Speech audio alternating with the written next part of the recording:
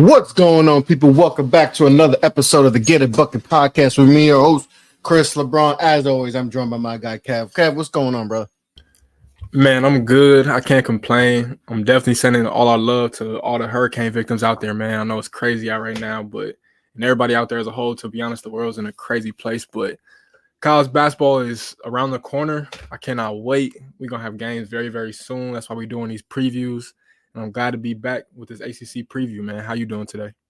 I'm doing good. Yeah, let's show our love to everybody down south. It's going through these tough times with these hurricanes, man. They are no joke, but please be safe out there. But yeah, today's podcast, we are going to do the ACC, our first show. We did the Big Ten preview. Make sure to check that out. And shout out to everyone who subscribed. We got to 500 subs on the YouTube channel. Appreciate that. But yeah, go check out the Big Ten preview. We'll have the links below for that one. But yeah, we're going to talk about, we talked about your conference last time. We're going to talk about the ACC and my conference this time. So, okay. This conference, disappointing overall last year. Only 4 teams made the big dance last year. We know, and the team that went the furthest was a team that literally needed to win every game in the ACC tournament to have a shot at even getting to March, and they did, and then they took down my squad to get to the Final Four. But the ACC, I think Duke and Carolina, were they tied for the regular season ACC, I believe.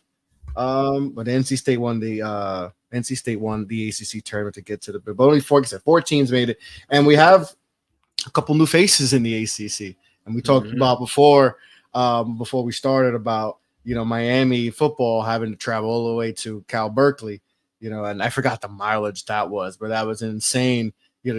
I'm not ready for the 10:30 games. I'm sorry, Kev. I know you're West Coaster, but man, those games, those Duke, Stanford, Duke, Cal games, man. I might have to take I might have to sit that one out when they have to go over there. Those are late 10:30 starts, man. I'm getting old. I can't stay up that late no more. But the Cal Bears, Stanford Cardinal, and the SMU Mustangs are joining the ACC, Kev.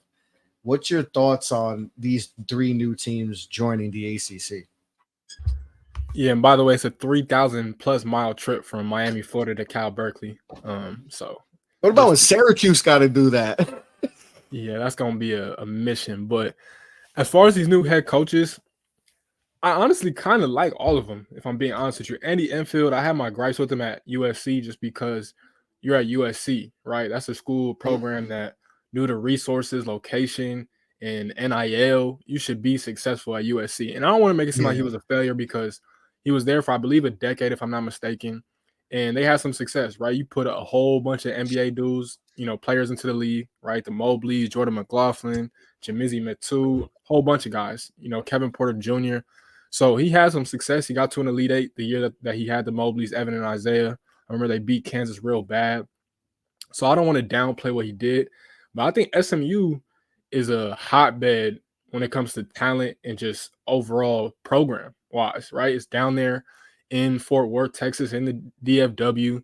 They have plenty of resources, and he's already got some big-time recruits. He got Jermaine O'Neal Jr. already. He got Jaden Toombs, amongst other guys. He's going to continue to stack talent down there. We already know Texas is a rich basketball state.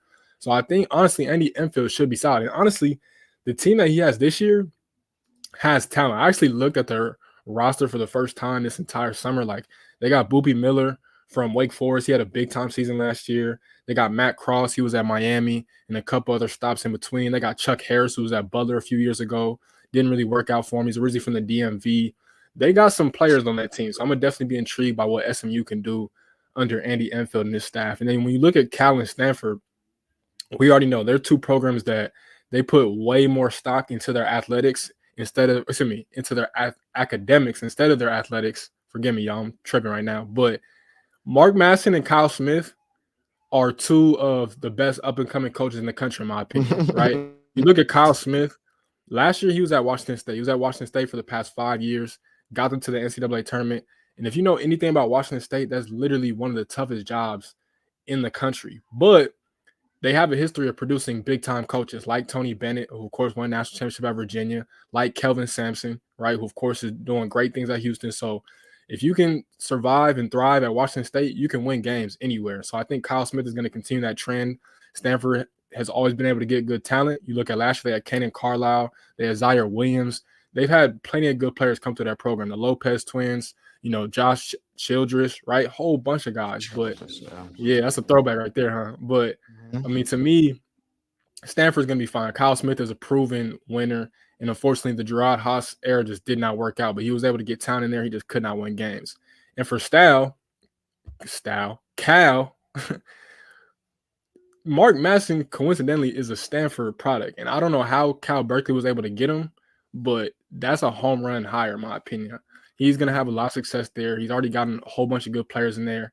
And so I think for both Cal, Stanford, and SMU, I think all three of these schools are great additions for the ACC. And I'm looking forward to see what they do in the foreseeable future.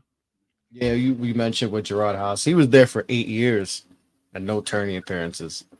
I think he could have maybe made it in the COVID year, the COVID shortened year. I think they had a shot. I think they were like 21-9 last time I checked, something like that. They were decent, but he was there for a while. When you're there 8 years and you don't make a tournament appearance, I know, like I said, academics is number one, but got to win some games.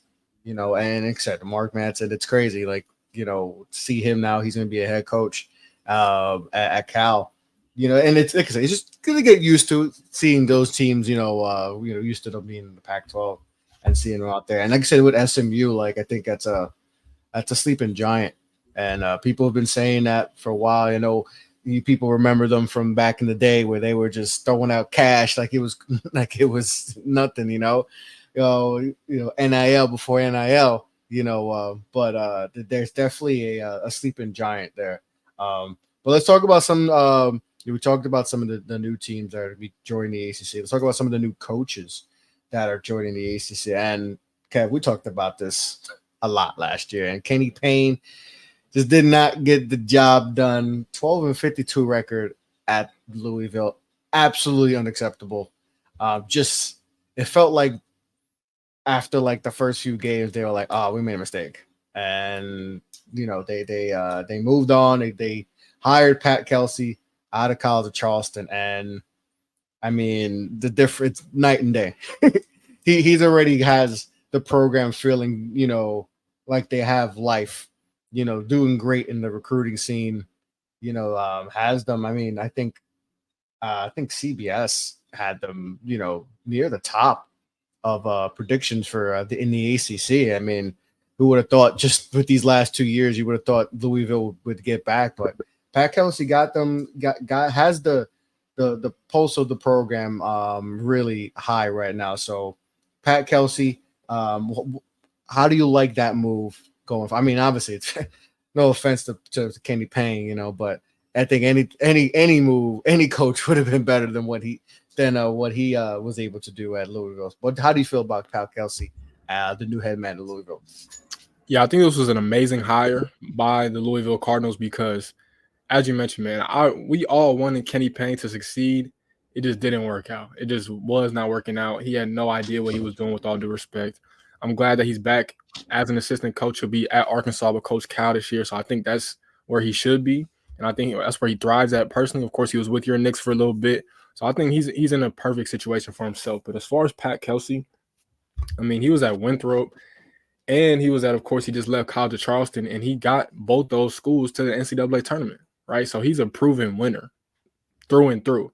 And you look at this roster, you got Javon Hadley, who transferred over from Colorado. You got Chucky Hepburn, who comes over from Wisconsin, You got Terrence Edwards, who was one of the best players in the country at James Madison last year. He played against my Spartan Dogs and killed us in East Lansing last year. So you got a ton of talent. They love to go 5 out and just hit a whole bunch of threes and pace in space and get to the rim. And like you said, he brought a whole new energy already, and the fans are already in love with him. So right now, he really can't do any wrong. And I'm excited to see him. I watched him a little bit. They went down to the Bahamas a few months ago. They got some games in, got some reps in. I think this team's going to be good, and I think this was a great hire for Louisville. Of course, the coaching carousel this year was crazy with Dusty May and a few other names involved. Pat Kelsey was, of course, one of them. And to me, this is the right direction, man, because, again, you touched on it. Like the ACC has been down, and it's because of the inconsistency between some of the top programs. Like Duke and Carolina, for the most part, are always going to be fine. But you look at Virginia's been up and down. Florida State has been up and down. Virginia Tech is another program that should be good. Louisville has been in the gutter since Rick Pitino left. So it's just like you need some consistency between these programs. Even Notre Dame to a certain extent. I think Notre Dame is on the rise. I love Michael Shrewsbury, but after Coach Bray left, they had a little bit of a dip, and they're trying to fight up out of that. So to me, it's just about getting the quality programs getting back to being successful, right? You need that consistent third team, in my opinion. Again, you know the Blue Bloods are going to give you guys everything. That's going to hold up the weight of the conference just by themselves. You're the only conference before realignment to have 2 Blue Bloods in it. That's what people in the ACC don't talk about a lot. Like that alone is going to make everyone want to compete. And even Miami's another team. You know, Larry Nagas had some good years. They went to the Final Four a couple years, but last year they were terrible. So to me, it's all about getting that third team back. And Louisville is probably the best guess because they have one of the most storied traditions in all of college basketball. So I'm looking forward to see what Pat Kelsey's going to do for the Card out there in Kentucky. For sure. And then you made a good point because we talked about that a lot, how, you know, the ACC is, you know, it's Duke, Carolina, but they've always felt like they had the third team. You know, for a while, for a little bit, it was Wake Forest, you know, Syracuse, you know, Florida State, you know, just, you know, had a nice stretch where it was like, you know, they were sometimes the second team, you know, and Miami, you know, before last year, you know, last year was a disaster for them. Before last year, I mean, Final Four, Elite Eight, like they were doing some good things. You know, Notre Dame's had some nice run. Obviously, Louisville has, you know, other than these, you know, other than these last 2 years, they've had success. But I definitely expect and Clemson too. I definitely expect the ACC to have to be a lot better than they were last year. I mean, like I said, like I mentioned before, only 4 teams they had to go to the tournament last year. Now 3 of them went to the Elite Eight, and obviously NC State went to the Final Four. But definitely expect more teams to be in the tournament. All right, we talked about Andy Enfield, you know, going to from USC going to take the SMU job at Stanford. Kyle Smith coming over from Washington State takes over at Stanford. Like I said, talk about Jared House, was there 8 years, no tournament appearances. They finally moved on. How do you feel about Kyle Smith coming over from Washington State? He just knows how to win. I mean, again, you look at that Washington State team last season, they're one of the best teams in the Pac-12. Yeah, Miles Rice was a stud as a freshman point guard. He's at Indiana now. You had Jalen Wells, who I'm very high on. He got drafted by the Memphis Grizzlies. You know, you have my guy, Ruben Chinyelu, I believe is how you pronounce his name. I think he's going to be a major sleeper at Florida this year. We'll talk about him when we get to the SEC preview. So you had a lot of talent on that team. And so to me, Kyle Smith, he just had a bigger brand. Again, Washington State is a tough place to win games. With all due respect to Klay Thompson and all the guys that have come through that program, it's a tough place. You know what I'm saying? But I think him going to Stanford, he realized that, hey, first of all, Washington State this year isn't even going to really be in a conference. 1, they're just floating out there. And then 2, Stanford is clearly a bigger brand, and they're transitioning to the ACC. So the opportunity just presents itself with great things. And again, Stanford has a really, really good and rich basketball history. So to me, Kyle Smith was a home run hire for them, and I expect him to win games.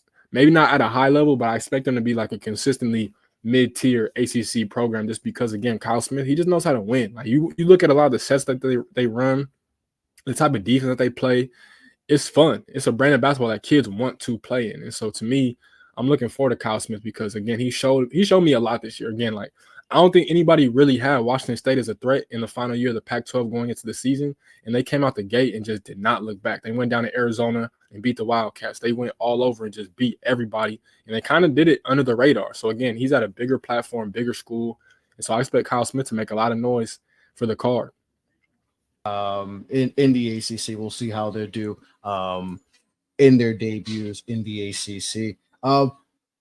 What do you think is going to be the biggest obstacle for those 3 teams joining? We talked about the new teams in the Big Ten, you know, with UCLA, with USC coming in, Oregon, Washington, you know, the things they have to adapt going into a tougher conference. What do you think is going to be the biggest adjustment for these 3 teams coming from playing in the Pac-12? Now they got to go play with the ACC. Honestly, I really just think it's gonna be the traveling. You know what I'm saying? Like it's literally called the Atlantic Coast Conference. And Cal Wow. and Stanford are both located on the Pacific coast, which is the complete opposite coast. You know what I'm saying? For SMU, it's a little bit more manageable. So I think they'll be fine being in Texas because if you're in Texas, you can pretty much get That's not anywhere. too bad. Yeah, Yeah. yeah. That's not too bad of like a flight. Like it's probably like 4 hours Yeah. A ish, few. maybe wherever do Yeah. we got to go, depending. Mhm. But to the other teams, that's going to be an adjustment, big time adjustment. I think out of all the teams we've seen had to relocate and join new conferences, Cal, Stanford have the biggest like Yep. damn. Like we Mhm. playing, like we were literally playing against teams in the Atlantic. Like they're in the Pacific. We got to play teams on literally on the Atlantic coast. Like no joke, like legit on the Atlantic coast. Like, you got to go to New York to play Syracuse. You got to go down to Miami, Florida State, like the Carolinas. Like you, that's going to be that's tough, man. That's going to be. I think that's other than the actual basketball style. It's going to be Mhm. different. You're going to play against a lot elite athletes, but the actual travel is going to be that's going to be a lot. That's what I'm saying, So style of play, I'm not really worried about because again, like Kyle Smith is fine. I think Mark Masson is fine. Andy Enfield is good. His play style is pretty solid. So I'm not too worried about that. Again, when you're in the ACC, like when you have two blue bloods, that should raise the level of competition for everybody else. You know what I'm saying? Everybody's kind of looking up to them. Like we'll talk about Wake Forest, Miami. They're gonna be trying to come and get Duke and Carolina this year. So to me, I'm not too worried about that. More so anything, as I mentioned, it's really just the travel, man. That travel is going to be gruesome hopping on them flights going back and forth. So, I'm sure, the Big Ten's done a good job of scheduling to make it easier for everybody. I haven't fully seen the ACC schedule yet, so I hope they kind of did something to accommodate the players. But I think it just came out the ACC schedule. I browsed through it. I didn't get to read the whole thing. I know the Athletic had posted something earlier, but I gotta check that out. But yeah, mhm, I gotta check out the scheduling. I'm sure they had to really like make sure that it's at as fair as it can possibly be, like because it's obviously different now than the scheduling that they used to, but try to make it as fair as humanly possible, you know. mhm. They should be straight though. I'm not too worried about any of these teams, honestly. It's going to be tough again because you got a lot of other programs we'll talk about that are on their way up, and they got some coaches on the hot seat potentially. But I think all three of these schools should make a good transition for the most part. I think they all three of them have pretty solid head coaches running their programs. For sure, and we'll get into that too when we do our tiers of the ACC. But let's talk about some of the recruiting, and we know that recruiting in the ACC is Hmm. king, and we know my team, they always got to do it big, you know. And Cooper Flagg, obviously the number one player in the country, he reclassified because originally it was going to be Dylan Harper. He was going to be their top guy, but obviously Cooper Flagg reclassify and change the whole game, and he commits. You know, came down to think us and UConn. You know, a little bit of a scare though. Maybe UConn can get, but Cooper Flagg, number one recruit in the country. He is a Duke Blue Devil, and we'll get into him a little bit later. But we'll talk about. But Miami pulled off a top recruit in Julian Bethea, Jalil Bethea. He's another one. He can hoop. Ian Jackson out here from New York. He's a combo guard going to a UNC, you know, a top 10 recruit. Donnie Freeman from going to Syracuse. Kanam Mulach, you know, the big man from going to Duke, you know, the Olympian, you know, Drake Powell, another UNC recruit. Isaiah Evans, you know, he's to me one of the more underrated guys in that whole, you know, Duke class. You know, I think he's going to do big things. You know, Con Kneppel, you know, another one. You know, Patrick Ngamba, you know, another Duke prospect. You know, Kanani Roos going to Louisville. You know, Louisville, you know, that was a big time get for Louisville. But a lot of heavy hitters on that list, Kev. Who's obviously Coop's, you know, going to be, you know, the one that's going to be the main focus. But who are some guys that you're really looking forward to in the ACC as far as freshmen? Definitely Jalil Bethea. I mean, you just watch his game, man. He is a prototypical NBA two guard, right? Mm-hmm. He can score from anywhere. He got stupid range. He's not afraid to dunk on you. And I think he has a playmaking ability that a lot of people are sleeping on because he played on team final with some really good guards. You know, he had Rob Wright, who's at UConn, or going to Baylor, and he played with Ahmad Noel, who's at UConn. So he kind of just had to score. But to me, I think in that system, you know, that system is great for guards. We've seen what Isaiah Wong did there. We've seen Charlie Moore. We've seen Nigel Pack the past few years. So I think he's going to walk into a situation and just have a whole bunch of fun. And then another one you didn't mention, well, I think is probably one of the bigger sleepers out there is Paul McNeil going to NC State. Yeah. Paul McNeil, 6'7" wing. I mean, Kevin Keats, I got to give him a lot of credit because what he did was he capitalized off his Final Four run momentum.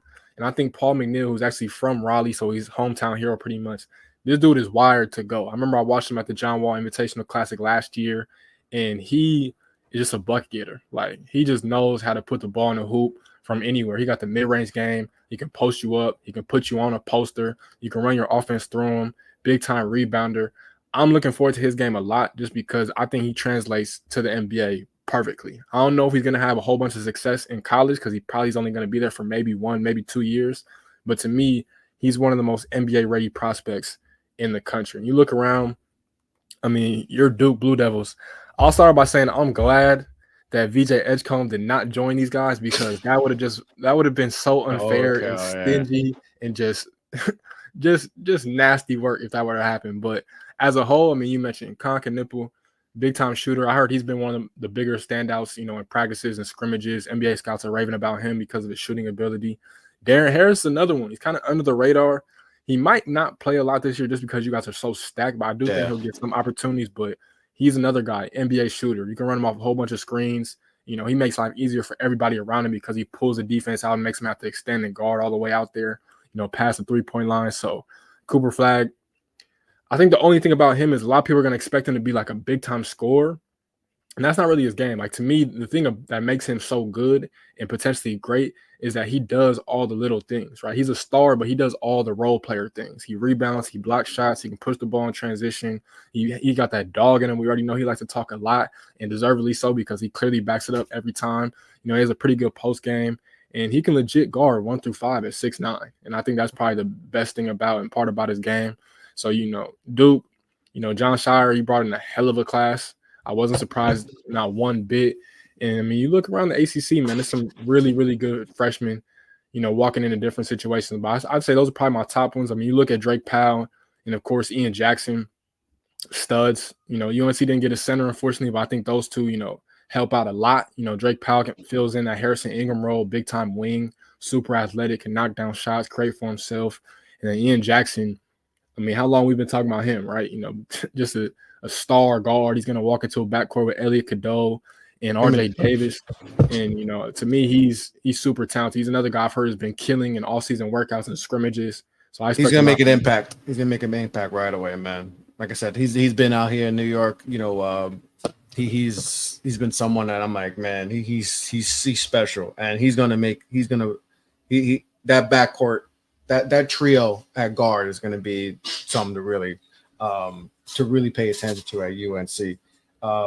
But one thing, you know, obviously Cooper Flagg is the big name, but you know, Kanam Mulach getting us that 7-2, we needed size. They needed, and they got, and also with Patrick Ngbaga, they got their size. They needed to get bigs. They need, you know, kind of got away from last year. I think that's going to help a lot, especially with, you know, and a lot with their freshman wings that they got, and then bringing all the guys that they're bringing back. You know, it's really going to help Coop. I know, but let's get into Coop a little bit because the expectations for this young man is going to be absolutely crazy level, and it could get to a deeper level where I think some of the coverage can get it might get real nasty this year. We could see that. We kind of experienced this with Caitlin Clark and that magnitude, and I can see to that level. What if there's something you can tell Coop as far as dealing with all the and he's cool, like he's cool. He doesn't really seem like he like lets the spotlight get to him, but it's a different level though now. You know how it is. You are let's be real. you're the great white hope, and you were playing at Duke.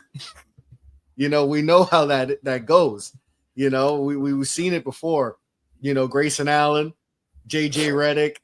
And the list goes on and on. Hurley. Christian Laettner. Kyle Singler. Yep. Dunleavy. Like, yep. There's levels. So he's maybe the best of that bunch, the most talented. So if there's something you could tell him as far as how to deal with all the crazy expectations, because there's Duke, there's national championship expectations, and you're the projected number 1 pick, so you're going to get pick and prod every time you shoot a ball.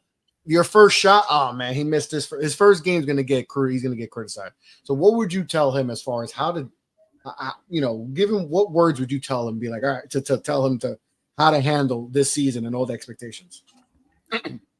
I just say keep doing what you've been doing, bro.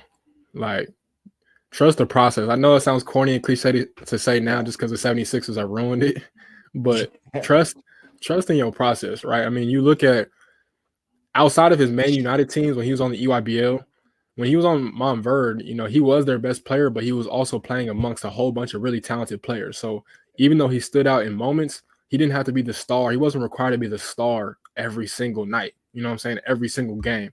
And for Duke, it's going to be the same thing, right? If you can get Caleb Foster and Tyrese Proctor to step up and help him out, that's going to be big. Isaiah Evans, Con Knipple, you know what I'm saying? You need those guys to help take that pressure off him. Because, again, he's not like a guy that you can just say, hey, go give me a bucket right now. Here and there, he definitely can. I'm not saying he's not, he's not one of those guys like that. But that's not the strength of his game. Again, the strength of his game is just doing all the little things. And I think you guys are going to require him to score because that's really the only untapped part of his game left. But, I mean, you look everywhere else, like, he's been getting support. He went and was at the Team USA mini camp this year before they took off for France. And you could see, KD was supporting him. LeBron was supporting him. So I think he's got a good circle. I think he's getting the right support from the right people. And so I'm not worried about Cooper Flagg whatsoever. And just keep doing you, bro. You've been hooping your entire life. You're on a bigger stage now, but don't let it get to you. You know what I'm saying? Just keep doing you. You're going to be fine. John Shire is going to put you in the right position to succeed. And just keep hooping, bro. But I will say, too, kind of what you touched on, it is a little bit of added pressure because if I'm not mistaken, this is what, Shire's third or fourth year? I want to say it's year 3. So to me, what people aren't really talking about is y'all lost to NC State last year twice to end the season. And the ACC tournament is okay, whatever. But the NCAA tournament with a chance to go to the Final Four, y'all lost to NC State. And I think people are kind of glossing over that because if that was Coach K, we would have been hearing about that all off season. Like, let's just call a spade a spade. And so I'm not worried about Shire. I'm not by any means saying that his job is on the line or anything like that. But again, that's a tough loss. Again, when you lose to the same team twice, that's your in-state quote unquote rival, and then you lose them with a shot at the Final Four on the line. When you have it shouldn't even be realistically, they weren't even a tournament team. Like, they legit had to win every game to be tournament. So you lost to an inferior opponent. But I think, and I mentioned that's why they went on the crew and say we need to get bigs. If that's why we lost, and we need to get bigs. We need to shore up the front court. We need to shore up the front court. And that's the biggest thing with Malawak. I love his game too. I mean, he played for that South Sudanese team in the Olympics this year. That was super easy to root for and cheer for. I assume he'll be back there in the next 4 years. And again, it's nothing against Kyle Flip, but Kyle Filipowski just not a rim protector. He's a stretch big that loves to knock down shots, but he's not a rim protector. And you guys haven't had that since Derek Lively was there a couple years ago. It's not like that's been forever. But Malawak's going to give you some of that. That's a major rim protector. And he's been working with Lively too. Exactly. On top of the fact that you already got some pretty good wing defenders in Cooper Flagg, amongst others, Sion James, Malik Brown. All these guys are really, really talented defenders. So I think Shire did a good job of blending in transfer portal players with some of the best recruits in the country. So I'm looking forward to see what you guys do this year. Yeah, I think I really like this balance. Really like the balance that we got. I said the front court, I feel like we sure up. Yeah, they're freshmen, so they're gonna have their freshman moments. We saw with Derek Lively. Obviously he was dealing with the injury, but he looked like a freshman at the time, but then started to get it going at the end of the season. I think the same thing we'll see with Malawak and Ngaba. Those guys are going to be crucial. Mason Gillis adding in the transfer portal from Purdue is going to be huge. I think Caleb Foster, I think he's going to have a really good really good sophomore season, and you got Proctor coming back too. A guy who was on the NBA radars, after his freshman year, and now he's a junior. So let's see if he can finally put everything together. And see, like I said, they lost Mark Mitchell. Mark Mitchell went to Mizzou, right? Yes, sir. Sean Stewart's at Ohio State. Yeah, losing Jeremy Roach is tough too. Mm-hmm. That Valerie, he's at Baylor now. I'm sure he's going to do good things, but that's a tough loss. But we're going to be right back at it. I like the blend. Like I said, I don't think there's going to be a lot of, obviously, Coop's going to have pressure, but I think he has a nice surrounding cast it's not going to make it too, hard on him, man. But I'm excited. I'm definitely excited. But let's talk about that other team in Carolina. The other team, the North Carolina Tar Heels. We talked about Ian Jackson. He's one of the bright spots, one of the top freshmen coming in. But they lost. Obviously, they lost the big man. Mondo Baycott is no longer there. Harrison Ingram's no longer there. Cormac Ryan too. But obviously Elliot Cadeau is coming back. RJ Davis, preseason All-American most likely is there. So North Carolina Tar Heels, man. Well, how are we feeling about this squad this year? Yeah, I'm kind of iffy on them. Like, I trust in them to have much success in the ACC. My concern is they went and were very active in the transfer portal trying to bring in a center. Sounds like my Michigan State Spartans, huh? And they struck out, and they couldn't get anybody. They tried to get Cliff. He ended up at Alabama. They tried to get Ugano Yensu from Kentucky. He ends up at K-State playing for Jerome Tang this year. But they're going to be banking on internal development. And so we're going to really see what Hubert Davis and his staff can do, because you brought in Jalen Washington, or he's been there. He's a junior now. You got a couple other guys.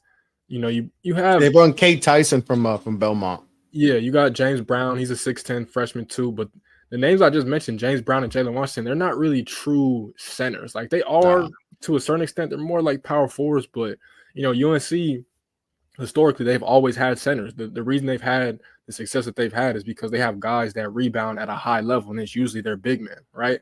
And so, to me, I was kind of shocked that they weren't able to reel them in. But, again, I think their guard play with their wings are going to help balance out a lot and should help them win a lot of games. RJ Davis, we already know, is a first-team All-American. Hopefully, Elliot Cadeau can improve his jumper, because that was a big concern last year. He made it work for the most part, but defense started to sag off him, not really pay him any mind. So I think he'll be fine this year. He passed the ball good, too, for a freshman, and there wasn't getting crazy minutes. I mean, almost 5 assists a game is not bad for a freshman. You bring back Jalen Withers, and then Van Allen Lubin's another interesting player, too. He was at Vanderbilt, playing with Jerry Stackhouse for the past few years. I think he's very underrated. I think he's going to help out a lot in terms of guarding the other team's best wings, rebounding, getting out on the perimeter, in transition, dunking on people. So I think they have a pretty good squad. They should be a second, third team maybe in the ACC this year after your Blue Devils. I can't forget Seth Trimble either. Seth Trimble is an interesting player because he was kind of like their X Factor / glue guy last year. He put his name into the portal, and he came back, and now he's still at Carolina, so I respect him for that. And I expect him to get a little bit better this year, too, as a junior. So, as a whole, as I mentioned, their guard play alone is going to win them a lot of games. Drake Powell is going to be a stud for them. He's an in-state product. So, Kate Tyson gives them that shooting on the wing that they've been desperately needing. So, Carolina should be fine. I'm never too worried about them.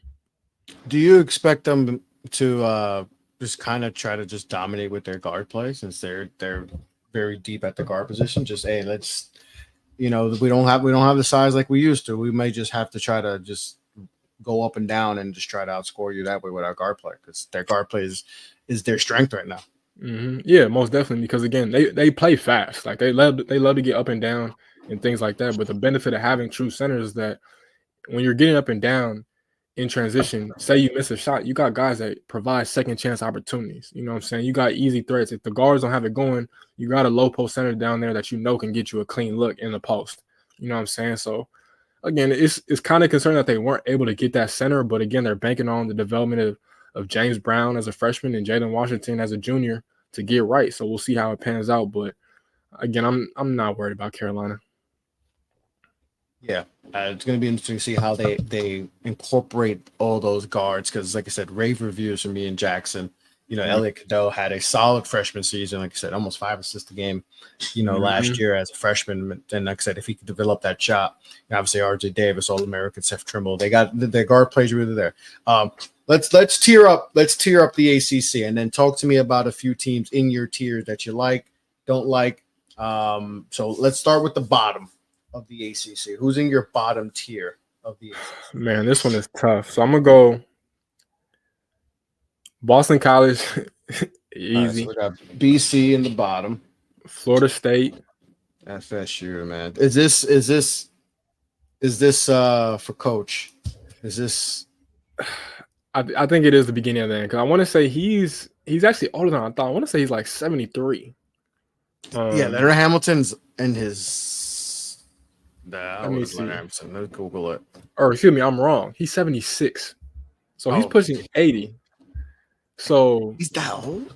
Exactly, and shout out to him. He looks good. You know what I'm saying? So about to say, man. He's aging well. So, I mean, but again, 76, man, you haven't had that much success. I think if you're Florida State's administration, you got to slowly but surely start looking in a new direction, because the last few years, man, it just has not looked good whatsoever, man. And it's unfortunate, because that's one of my favorite coaches in the game.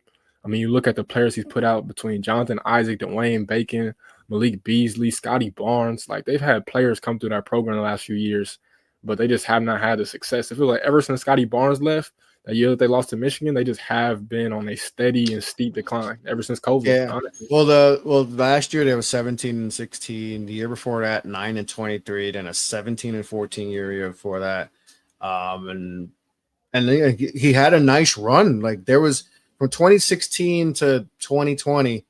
I mean, 26-9, 23-12, 29-8, 26-5, 18-7 in the COVID year. Like, he had some really good years for like a 5-year stretch where there was like we mentioned, it was Duke, Carolina, but you're like, oh, Florida State's in there.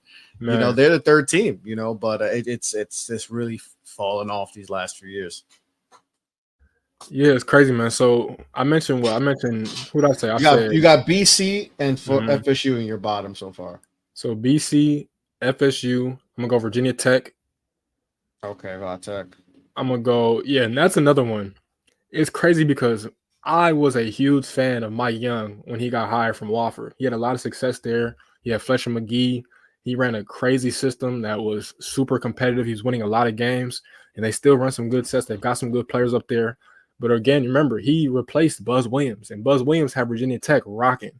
You know what I'm saying? And Virginia Tech, Duke Blue Devil fans out there know Virginia Tech is one of the hardest places to play in the ACC. I felt like we always, like every other year, whenever we go there, it felt like that's one of our losses. We're going to lose at Virginia Tech. Exactly, and he just has not gotten it going, man. So I think this is really a make or break year for him if they don't make the tournament. And I think he's been there for, I want to say, like 5, maybe 6 years now. The one time they made the ACC tournament, or excuse me, the NCAA tournament, they won the ACC tournament a couple years ago. Remember that? And they barely squeezed in. So, I mean, he's got to make something shake out there, because otherwise it could get very bad. But continuing on, man, I'm going to throw the Cal teams in there. I'm going to throw Cal and Stanford in that bottom tier alongside SMU. I don't really want to do that just because it sounds like it's easy to do, but I just think when you look at this conference this year, I think it's going to be a little bit more improved as a whole. And then I think, and then the last one I put in that bottom tier is Syracuse. That's how I wrap that one up. And then the middle tier, I'm going to go NC State. I'm going to go Pittsburgh. Before we go, NC State, obviously magical run they had last year. Do you think that was just a just a miracle run and everything just happened to go their way, or can they build off that Final Four run? I do think they can build off of it. I don't know if it's going to be this year just because they lost so much. You lost Mo Diarra, who I thought was key for them. I know DJ Burns got all the love being the tank that he was going up against Zach Edey and things like that. Both DJs. Yeah, DJ Horn, you know what I'm saying? You lost a lot of guys. You bring back some guys too. You bring in a pretty good recruiting class. So I'm not too worried about them. I think they'll be fine for the most part, but it's just tough. So I think, Keys did a great job. Again, he got a contract extension. He got some recruits in there. You went to a Final Four, bro, like at NC State. So to me, I mean, you did what you were supposed to do. Like you mentioned earlier, you had no business even being there in the first place, and you maximized it. beating some quality. He might have gotten fired, to be honest. He Yeah, might have he was gotten on. He fired. was right there, and again, he's kind of similar to Brad Burnell at Clemson, where it feels like anytime they go on the hot seat, they just do enough just to get right off of it, get a few more years guaranteed on their contract, and then they just keep going, get back on the hot seat. It's just a rinse and repeat type of cycle for them. But yeah, man, it's tough. But I support Keith. I think Keith is a hell of a coach. So we started the mid-tier teams. Though. I said where'd I go? I was with NC State. I think you were gonna say Pitt. Pitt, yep. I definitely throw Cable in there. And I want to shout out to Cable too, because I think he's slowly but surely finding his niche there. I really do. You know, you put out Bub Carrington last year. You lost some talent. I think Jalen Lowe is going to be one of the best guards in the country this year, not just in the ACC. So I'll definitely be looking out for them. Of course, you bring back Ishmael Leggett amongst some other guys. So Yeah, I think good. I think Cable's starting to find his rhythm out there in Pittsburgh, Pennsylvania. So continuing on, it's tough because I want to put a few of these teams in the top tier, but I'm gonna put Clemson there in the mid tier, just because I think Clemson is gonna be good again. I don't think they're gonna be as good because you lost your best player, right? But you bring back Ian Shefflin, you bring back both the Hunters, you know. So I'm not, Chase Hunter's back. So you have good players. I just think again when you lose a guy like PJ Hall, that's tough to respond. He lost a lot of scoring. So I'm gonna put them in that mid tier, and I think that might be it, bro. If I'm being honest, I think that top tier to me is probably where I throw a few of these teams. Actually, I'm gonna throw Louisville in there just for now, but I will tell y'all right now. I know my guys probably gonna be my Louisville fans out there gonna be mad at me for that one, but Louisville would not surprise me at all if they were to get into that top tier. I honestly think Louisville can be the third team in this conference this year. I truthfully believe that, but I'm gonna put them in the mid tier now just because it's so much roster turnover. It's a first year head coach, so I'm gonna put them in there, and then I'll put Miami in there too. Actually, that's what we'll wrap the mid tier with Miami. I believe in the Canes. I just got to see the defense, bro. That's all it comes down to. And can Matt Cleveland actually take the leap that they need him to take? You know what I'm saying? They got some good talent. They brought in Lynn Kidd from Virginia Tech, who I think is a solid defensive replacement for Norwich. Had O'Meara, who's a major loss. But to me, if they can't guard, they're just not going to have success. Again, the offense is never the issue, right? They always are going to put up points. Just can they get some stops? So we'll wrap up the mid tier with that. But So they did lose a lot of scoring because they're losing almost 50 points per game in scoring with the guys they lost. Oh, excuse me. And also mid-tier team. I'm sorry, I'm forgetting two. Georgia Tech and Notre Dame, of course. I can't forget those two. I want to say I love both those coaches too. Michael Shrewsbury and Damon Stoudemire. Shout out to Shrews. He was able to get 5-star player. I was just about to say, yeah, he just got a big time recruitment 25. Yeah, he got multiple. He got like 3 in like a week span. So he got Brady Kohler and somebody else. I forget his name right now, but Shrews is gonna have Notre Dame back hopping again. Same thing with Damon Stoudemire. I think Damon Stoudemire is going to have Georgia Tech. He had them beat a couple good teams. I think he beat y'all at the crib last year. They beat us at the crib. So I definitely think those two programs are on the rise. So that leaves our final tier. Did I mention SMU? Did I put SMU in that first one? I think I did, right? You got SMU in the bottom tier. Okay, yeah. So the top tier would leave us with, of course, Duke, Carolina, Virginia. I'm gonna be honest. Y'all know me. I do not like Tony Bennett whatsoever, but I do think they're being highly slept on, honestly, because I forgot they added some really good pieces, right? So you bring back Isaac McNeely, you bring in Day Ames. I want y'all to remember that name. We already know Virginia is a good defensive team, but they just cannot put points on the board. But Day Ames is a 6'3" point guard. He's out of Chicago, spent last year at K-State playing for Jerome Tang. I think he's going to have a monster season for the Who's out there in Charlottesville, Virginia. So they got TJ Power too. They got us. Yeah. They got him from us.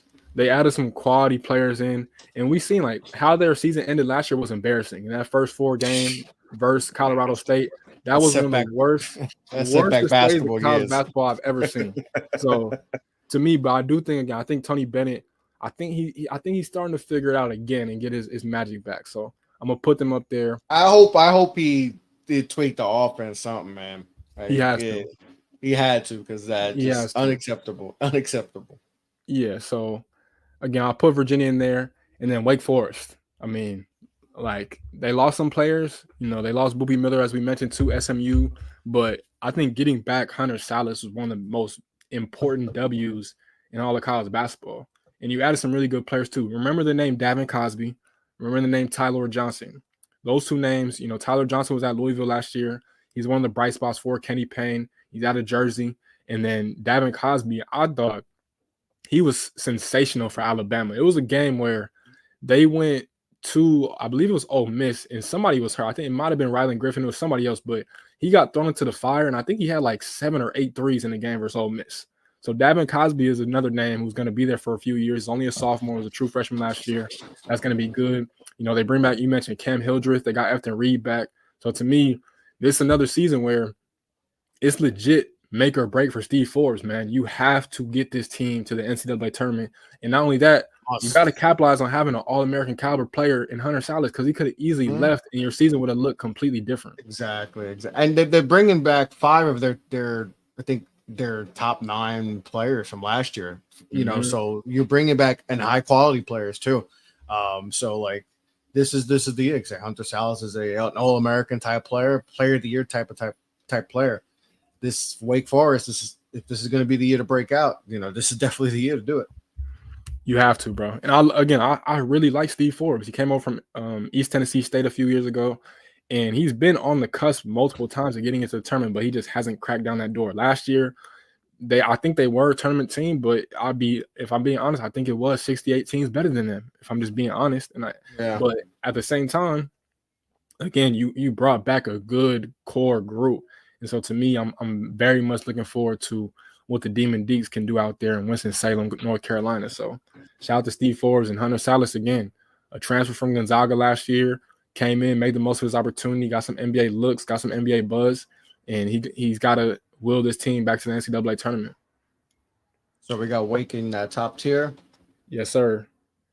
Should be Wake, Carolina, Duke, and Virginia. Yeah. And I believe that's all. I want to say it's 18 teams in the ACC. Yeah. So we got BC in your bottom tier, Kev. We got Boston College. We got the Seminoles of Florida State. It's down bad this year. Everything Florida State is down bad. Man. We got the Hokies. We got Cal Berkeley. We got the Cardinals of Stanford. We got the Mustangs of SMU, Syracuse. And in your middle tier, the Wolfpack. We got the Pittsburgh. We got Clemson. We got Louisville. We got the Hurricanes of Miami. We got Georgia Tech.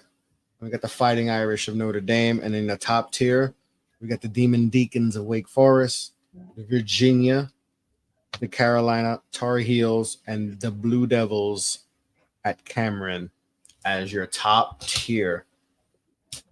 So who wins the ACC? Whew, man. I'm going to say Duke. I don't want to say Duke, but I'm going to say Duke. Just because, again, talent alone is going to keep you guys in a lot of games. I think the defense blends well. I think the defense honestly blends in perfectly. I mean, Zion James comes over from Tulane. He's built like a defensive end. He's a monster. He's a monster. And then Malik Brown, I want to say, correct me or somebody will correct me, but I want to say Malik Brown led the ACC in steals last year. He's really talented too defensively. And then as a whole, I mean, the biggest question is going to be offensively. As I mentioned, can Caleb Foster or Tyrese Proctor make that leap and lead you guys? That's going to be the biggest key for Duke this year. You're going to have to, because you're going to need one of those guys, because the rest of your team, for the most part, are freshmen, and you need that veteran guy. Just like when y'all won in 2015, you had Tyus and Jaleel and Grayson and Justice, but you also had Quinn Cook. You also had Matt Jones. You know what I'm saying? So you need those vets that just know how to run a team. And coaches always says a player-coach team is better than a coach team. So to me, I'm looking forward to seeing what Duke can do, because the talent there is off the charts. And again, I'm just glad y'all did not get VJ Edgecombe, because that would have been unfair. That really would have, man. That would have been overkill. But that really would have been overkill. All right. We'll close it out with a few more things. Just give me some bold predictions. Give me something. Give me something spicy. Whew, man. I'm gonna say my first one will be. I'm gonna say Georgia Tech makes the NCAA tournament. Georgia Tech. I'm gonna throw that out there. Again, I firmly believe in what Damon Stoudemire is building down there. You got Bay and Dongo, who was one of the most impressive freshmen in the country last year. I think they added some good pieces. They got Javion McCullum from Oklahoma. A lot of people were high on him last year, coming over from Siena. Yeah, he didn't have the most success at Oklahoma just because it was a weird team. But I think in this situation, you're playing alongside one of the greatest, small point guards of all time. So I think he's going to put you in the right situation to succeed. So I'm gonna say they make the tournament. I'm gonna say Clemson doesn't make a tournament. I'm gonna throw that out there. I'm gonna say Brad Brunell and the Tigers do not make the tournament due to PJ Hall's absence of being gone in the NBA. And I know that's tough because I do want them to succeed. But again, man, when you lose a top player like that, he was one of the best players in the country last year. You just cannot replace that type of production. Ian Shefflin is really good, but is he a guy that you can just put the ball in his hands and say, hey, can you carry us to this game? I don't know. So I'm going to say Clemson misses the tournament. And then I'll say that Carolina doesn't finish second. I'm going to say Wake Forest finishes second over the Tar Heels this year. That was my bold prediction. Wake Forest finished second. I like that one a lot. With you on that one. Wake Forest finished second.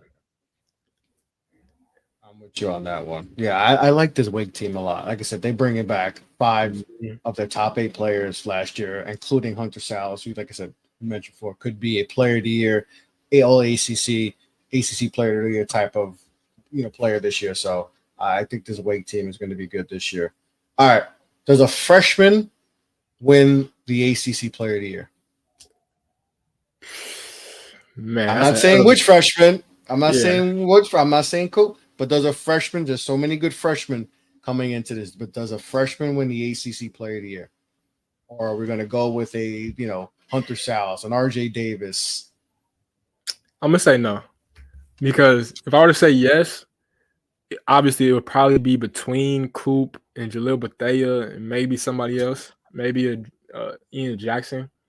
But I'm gonna say no. I think it's gonna be one of the names you just mentioned between either RJ Davis or Hunter Sallis, and I put my money on Hunter Sallis to get the job done, just because I think he's in the best situation to do so. And if they have the individual success matched with the team success, I think it'll be no way that they don't win. I think the issue for a Duke player winning it or a freshman is that you guys are just so stacked. I feel like it's gonna be hard for them to just nitpick one guy. You know what I'm saying? So to me, it's kind of like UConn, right? Like how UConn's been the past few years. So to me, I'm gonna say no. I'm gonna say upperclassman wins ACC Player of the Year. I could definitely see that. Yeah, I think the freshmen of Duke kind of probably get in their way of each other, where that definitely hurts. I could see Leggett being in there too. That's a good one. Yeah, that's like a sleeper. Like I'm sure the odds of him are like plus whatever. I would throw a few dollars at that for him to win an ACC Player of the Year. But does the ACC get more than 4 teams in the tournament? Yes. Carolina, Duke, Wake Forest, Virginia, and then you can throw in any of them other teams that we had in that second tier, Miami, Louisville. So I definitely think, I definitely say more than 4. It should be no reason for it not to be more than 4. It should be like 6, 7, honestly. It really should. Like I said, I'm going to start the show. I think this conference is a lot better. I know the newcomer teams might have a little bit of a difficult time starting off, but I think eventually they'll get it. But I think, like you said, we got Duke, Carolina, Virginia, Wake Forest. Miami should be in the mix. Louisville. Pitt should be in the mix. Pitt. Louisville should be in the mix. Mm-hmm. There's Georgia Tech. There's a lot. There should at least be 8 teams in the mix to make the tournament. They should have. I want to say real quickly too, going back to your last question, I had to Google it real quick. The last time a freshman won ACC Player of the Year, guess who? Freshman and win. Was it RJ? Nope. Teammate? Yep. Zion? Yep. Zion Williamson was the last freshman to do it. Since then, you've had RJ last year, Isaiah Wong 2 years ago, Alondes Williams when he transferred to Wake Forest, and then Moses Wright was that weird one for Georgia Tech that 1 year. And then Trey Jones was his sophomore year, and then Zion as a freshman. Okay. All right. So that's been a little bit. So there's, like I said, Duke loaded with freshmen. UNC has some good freshmen. And Louisville definitely much improved in the ACC. Wake Forest potentially, can do some special things. Can NC State, continue the success that they had coming off a Final Four.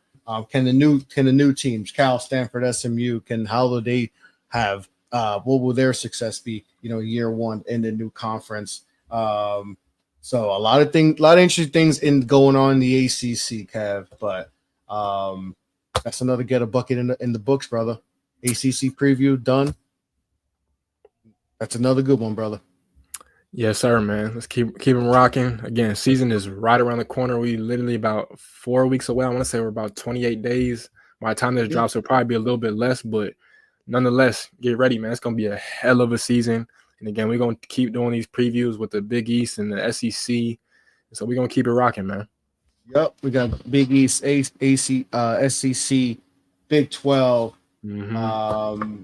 We're gonna be talking about it all. So just follow us on social. We'll let you know which one we're doing next. We'll probably discuss it right after the show, which conference we'll do next.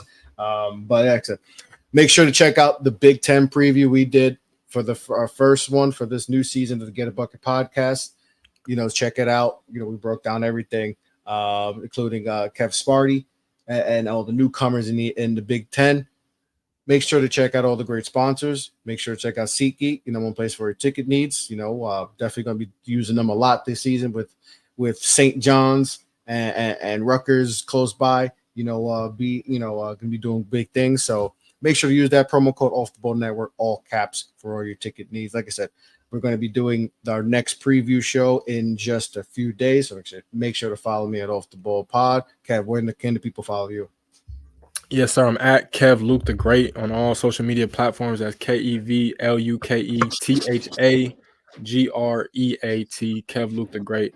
Appreciate y'all as always, man. Y'all keep it rocking. Y'all stay safe out here. And it's all love. Yes, sir. Yes, sir. Make sure everyone's safe, especially our people down south. I know these hurricanes are about to get crazy. So make sure you stay close to your loved ones and hopefully, we get out of this and because it's supposed to be bad. So prayers for everyone, all our people down south. But on that note, Get a Bucket podcast, Off the Ball Network production. We are out. That's Kev. That's Chris. Peace and love, everyone.